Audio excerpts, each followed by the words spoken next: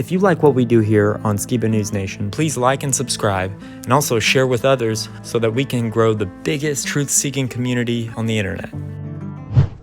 I sent you the video of the Rob Skiba video where he goes through all these declassified documents from NASA and CIA. That's the one we talked US about military. on your show. These documents had nothing to do with flat Earth or space or the moon or anything in space or stars, but they're NASA documents, declassified. And Rob Skiba, he's a very well-known flat Earth researcher. So Rob Skiba's got this video, and he's on NASA.gov going through these declassified documents. It was all about calculating the motion of high-altitude aircraft, military aircraft, and missiles. And Rob Skiba goes through all of it. And he's on their website. He goes, look, in order to calculate the motion of any of these aircraft, the first assumption is you have to assume that we live on a flat, non-rotating Earth. That was epic. Bravo. Yeah, I still do that all the time. I send Aaron Rodgers that video too. Oh yeah? I was thinking about putting it on our channel. It'd just be cool to be like, this is Eddie Bravo's favorite video of my dad, Rob Skiba. Because Yeah, it's that's the best video. I Yeah. still use that. I still send that out to anybody that has questions. I'm like, just watch this shit. Okay, so in the 1930s, we had both Auguste Piccard and the Russians sending up high-altitude balloons, and they're looking out, and they're not able to detect curvature. So we go forward about a decade to the 1940s, 1948. This is an official CIA, look up here, CIA.gov, okay, CIA declassified document from the Russians. I'm going to pull it up here in Adobe Acrobat. It's a little easier because I've already highlighted some stuff here, same document. All right, so the subject is Earth measurements, 1948, Moscow, Russia. Outer gravitational field and shape of the physical surface of the Earth. They're trying to figure out the shape of the Earth? Wait a minute. I thought we knew the shape of the Earth since Pythagoras and Eratosthenes, right? Well, apparently the Russians didn't get the memo. A study is made of the coordinates necessary for the solvability and uniqueness of solution of an integral equation by the aid of which the outer gravitational field and the shape of the physical surface of the Earth may be determined. So we go through this document a little bit here. It says the methods of studying the shape of the Earth. So this is what their goal is here. They're outlining some of that. The shape of the physical surface of the Earth can be determined with sufficient reliability on the basis only of data obtained from exact measurements. Well, that goes without saying, I suppose. And let's keep going down here. Let's see. We can regard the potential of the real Earth, by this equation here apparently, as known correct to an additive constant, whatever that is, at all points of the physical surface of the Earth and only on the surface, whereas it is not determinable at all other points of space without knowledge of the shape of the Earth. So they're still trying to figure out the shape of the Earth here. But since the shape of the Earth is not known, the shape of the Earth is not known, 1948, the true coordinates of these points, B, L, and H, are unknown to us. So the Russians are having trouble figuring out the shape of the Earth in 1948. Let's look at another document here. Another declassified CIA document up here, right? They're checking out the firmament in this one. Let's go back to Acrobat. 1953 now. Geophysics light scattering, USSR. Trying to figure out how does light work in the atmosphere here. So we get down to page 19 here. It says dissertations defended in the Scientific Council of the Institute of Physics of the Earth, Institute of Physics of the Atmosphere, and Institute of Applied Geophysics, USSR, 1957. March 1957. Looks like March 23, 1957, apparently. The dissertation represents the result of many years of study of the clear daytime sky. The observations were carried out in 12 locations at various altitudes above the sea, various climatic, meteorological, and synoptic conditions. The observations were carried out mainly during high transparency of the atmosphere in the visual range of the spectrum in the absence of a snow cover. In the investigations, two instruments designed by V.G. Fezenkov were used. One of these was a visual photometer of the daytime sky intended for measuring the brightness of the firmament. Interesting. Trying to figure out the brightness of the firmament. Again, 1957. The dissertation contains a certain formula of the brightness of the sky, taking into consideration only the brightness of the first order, and derived get this now, on the assumption of a flat Earth and giving some conclusions derived on the basis of this formula. So the Russians are trying to check out the firmament based on assumptions of a flat Earth in 1957? Very interesting, huh? All right, let's see what NASA has to say. Looking at this ntrs.nasa.gov document here, dated April 17th, 1961. Go back to Acrobat, looking at this document from 1961. And it says, a trajectory simulation incorporating the above requirements is represented in Figure 8. In addition to the above requirements, this simulation assumes a vehicle with 6 degrees of freedom and aerodynamic symmetry in roll, and the missile position in space is computed relative to a flat, non-rotating Earth. So they're checking out missile position in space computed relative to a flat, non-rotating Earth. Why would you do that? If the Earth is a rotating ball, 25,000 miles in circumference, why would you do your computations based on a non-rotating flat Earth? You can tell me that this simplifies the math? I mean, we are actually dealing with rocket scientists here, so math's not a problem for these people. All right, let's see what else we can find. That was April 1961. This is nasa.gov again, June 1971. So let's look at that one. June 1971, a method for reducing the sensitivity of optimal nonlinear systems to parameter uncertainty. Whatever that means. And we get down to about page 12 here, and it says, a numerical example problem statement. The example problem is a fixed time problem in which it is required to determine the thrust attitude program of a single-stage rocket vehicle starting from rest and going to specified thermal conditions of altitude and vertical velocity, which will maximize the final horizontal velocity. The idealizing assumptions made are the following. Number 1, a point mass vehicle. Number 2, of the idealized assumptions that are being made for this example is a flat, non-rotating Earth. NASA making idealized assumptions based on a flat, non-rotating Earth? What's going on here? Let's continue.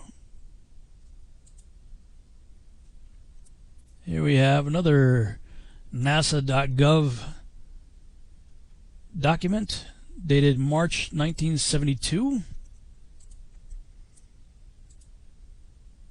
March 1972, NASA Technical Memorandum, determination of angles of attack and side slip from radar data and a roll stabilized platform.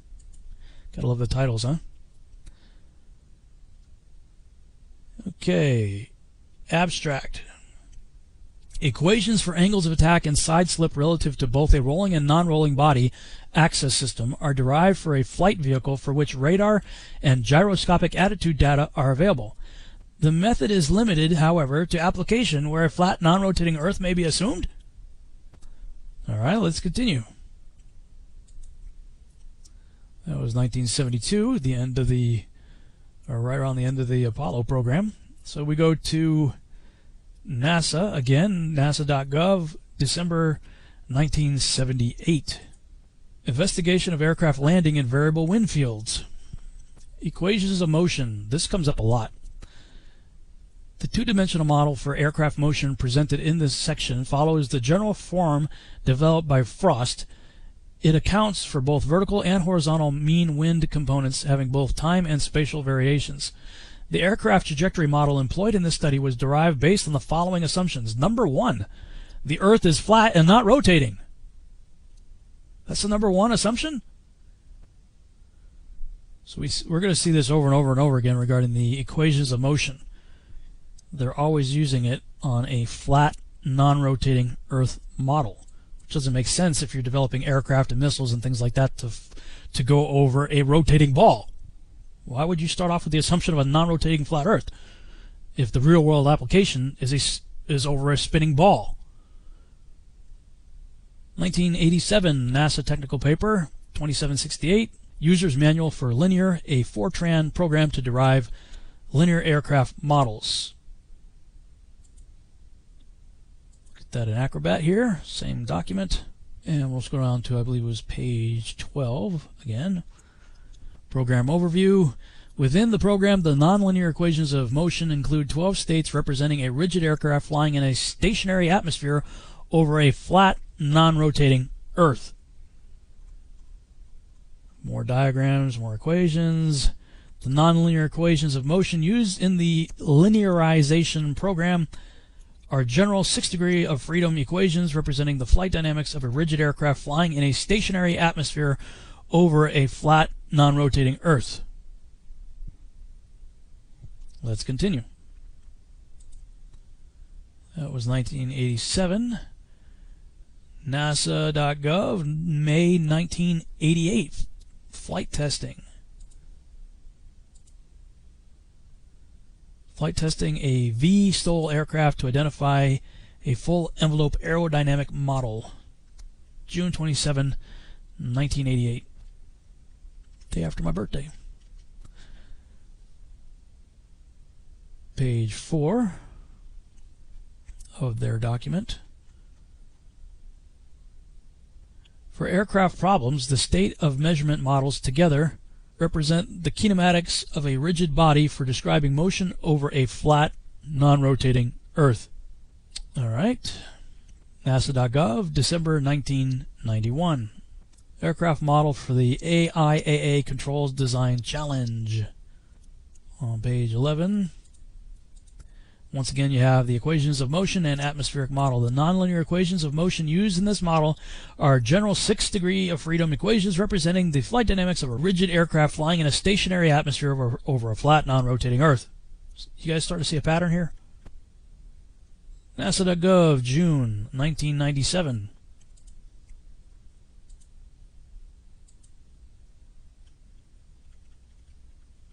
Talking about the SR-71. Predicted performance of a thrust-enhanced SR-71 aircraft with an external payload. One of my favorite aircraft of all time. That's just a cool-looking airplane, huh? Let's see what they have to say about a back-mounted hypersonic research vehicle sitting on top of the SR-71. That's pretty crazy. Pretty cool interior shot right here. And on page 8... Digital Performance Simulation Description. The digital performance simulation equations of motion use 4 assumptions that simplify the program while maintaining its fidelity for most maneuvers and applications. Number 1, point mass modeling. 2, non-turbulent atmosphere. 3, zero side forces. And 4, a non-rotating Earth. Now, they don't specify flat here, but they're saying the Earth's not rotating as part of their 4 assumptions that simplify the program while maintaining its fidelity. So they're discrediting the rotating Earth right here. At least by that statement it would appear. Moving right along. You come to another NASA document. I wasn't able to figure out what year this was from, but it's definitely a NASA document here. I'm guessing sometime around 1997, or sometime shortly thereafter, as the footnotes indicate anyway. There are footnotes that go to 1997. They don't go any later than that. Singular arc optimal control. Our minimum time to climb problem. In our minimum time to climb problem, the aircraft is modeled as a point mass and the flight trajectory is strictly confined in a vertical plane on a non-rotating flat Earth. And we'll just fast forward to the end here. See, that's the dates there. The latest one is 1997, so that's where I came to that conclusion. 2000, Army Research Laboratory. This is arl.army.mil document here. Path loss measurements in a forested environment at VHF. Let's check that one out.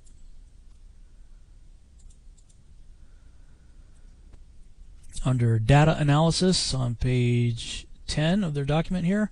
Multipath data. In this section we discuss the data for the measurements described in section 2.2 figure 9 plots the transmission loss as a function of transmit antenna height for 145.223 300, 435, and 910 megahertz respectively.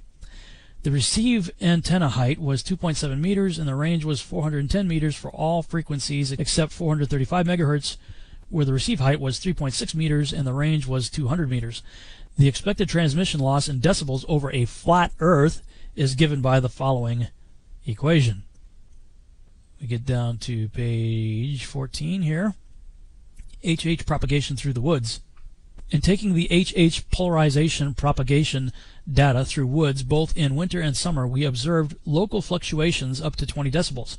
We avoided these large dips in receive power by minor repositioning of the receive antenna. It is important to note, however, that the multipath from the local trees and brush can cause such variations. After the data were inspected, it became apparent that they tended to agree with the theory given by equation 2 plus some fixed attenuation, and therefore allowed us to develop an analytical expression based on flat Earth theory. I'll read that again. It therefore allowed us to develop an analytical expression based on flat Earth theory. So everybody who wants to label us flat earthers crazy must have to lump in the Army Research Laboratory as part of the Looney Tune bin. Let's see what else they have to say. Propagation of electromagnetic fields over the flat Earth. What? Army Research Laboratory, arl.army.mil, by Joseph R. Melita, February 2001. Propagation of electromagnetic fields over flat Earth. You guys seeing that? Check it out. There it is again. In the table of contents, figures 6 and 7, comparison of principal fields from an ideal dipole-oriented perpendicular and horizontal to a homogeneous flat Earth. Figure 7, comparison of principal fields from an ideal dipole-oriented perpendicular and horizontal to a homogeneous flat Earth. There are the two figures, figure 6, figure 7, over flat Earth. Army Research Laboratory. Back to NASA, nasa.gov, June 2002. Stability and control estimation flight test results for the SR-71 aircraft with externally mounted experiments. So we're back to checking out some things on the SR-71. And we get to page 9, methods of analysis, parameter identification formula. Go through some formulas right here. And it says equations of motion. We come back to that. Once again, these equations assume a rigid vehicle and a flat, non-rotating Earth. For the SR-71 with external hardware attached. Back to the Army Research Laboratory, August 2002. Automatic target acquisition of the Demo 3 program. Demo 3 program, Army Research Laboratory. The detection algorithm. The algorithm described in this report was designed to address a need for a detection algorithm with wide applicability, which would serve as a pre-screener/detector for a number of applications. While most automatic target detection/recognition algorithms use much problem-specific knowledge to improve performance, the result is an algorithm that is tailored to specific target types and poses.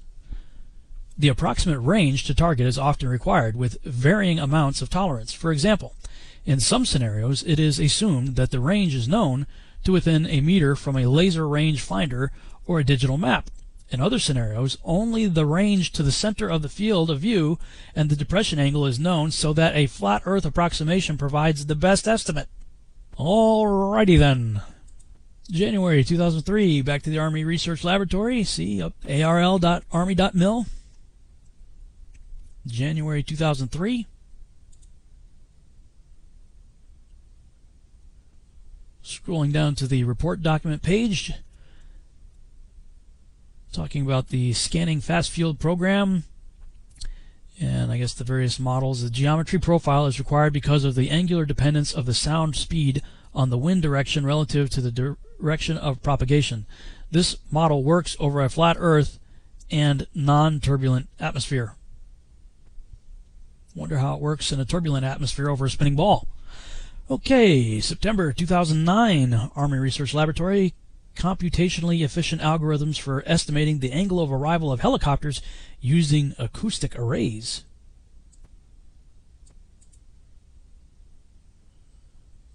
And on page 22, the estimated phases of the reflection coefficients have a dependency on range. This may be caused by a violation of the assumption of the flat Earth model. So you're having some discrepancies when you violate the assumption of a flat Earth model? And let's see, one last one. From the Army Research Laboratory, March 2010. Projectile field dynamics, page 1. The 6-DOF rigid projectile model is employed to predict the dynamics of a projectile in flight. These equations assume a flat Earth. Why would you project flight dynamics over an assumed flat Earth if in reality we are dealing with a spinning ball? It seems to me that the Army Research Laboratory and NASA and the Russians and the CIA have been talking about flat Earth long before any of us showed up. Kind of makes you wonder, what do they know? If you like what we do here on Skiba News Nation, please like and subscribe, and also share with others so that we can grow the biggest truth-seeking community on the internet.